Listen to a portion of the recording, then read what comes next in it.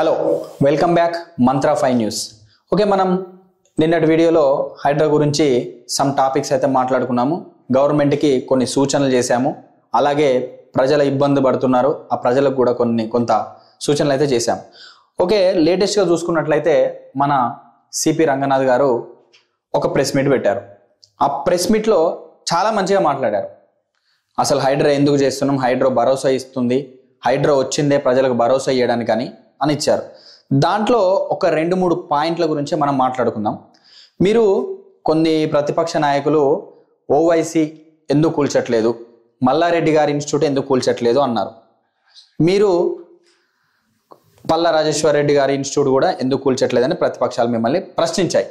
మీరు దానికి ఆన్సర్గా press meet పెట్టేసి ఓవైసీది ఎందుకు అనంటే విద్యార్థుల చదువులు మధ్యలో ఉన్నాయి, మల్లారెడ్డి కాలేజీలో చదువుకున్న వాళ్ళవి కూడా మధ్యలో ఉన్నాయి, పల్లా రాజేశ్వర్ రెడ్డి గారి కూడా మధ్యలో ఉన్నాయి అని చెప్పేసి మీరు అన్నారు. ఓకే, అది చాలా గొప్ప నిర్ణయం. మీరు విద్యార్థుల భవిష్యత్తుని దృష్టిలో పెట్టుకొని అవి ఆపేశారని అన్నారు.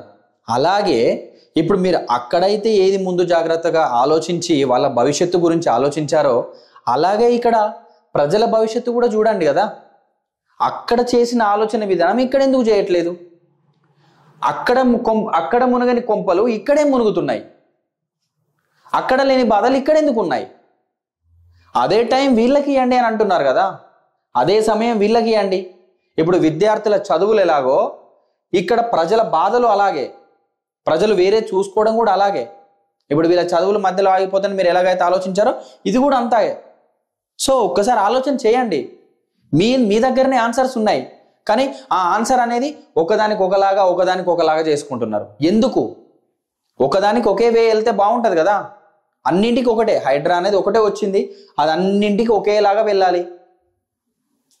ఎందుకు మీరు ఒకరికి ఛాన్స్ ఇస్తున్నారు? మీ దగ్గరే ఆన్సర్ ఉంది. మీరు నిన్న చెప్పిన దాంట్లో ఎందుకు ఇటు సైడ్ ఎందుకు ఆలోచించట్లేదు, ఒక సైడ్ ఎందుకు ఆలోచిస్తున్నారు? మూసీ పరివాహక ప్రాంతాలను మేము ఖాళీ చేయించట్లేదు అది అని అంటున్నారు.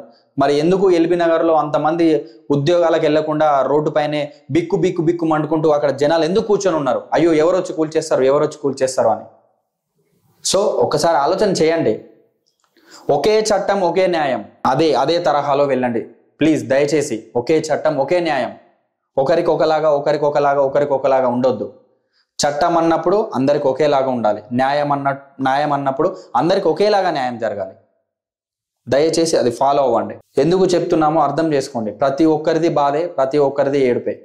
సో అక్కడ ఎలాగైతే మీరు ఆన్సర్ ఇచ్చుకున్నారో ప్రజలకు కూడా అదే సమయం ఇచ్చి ఆ విధంగానే ముందుకెళ్ళండి. Thank you all.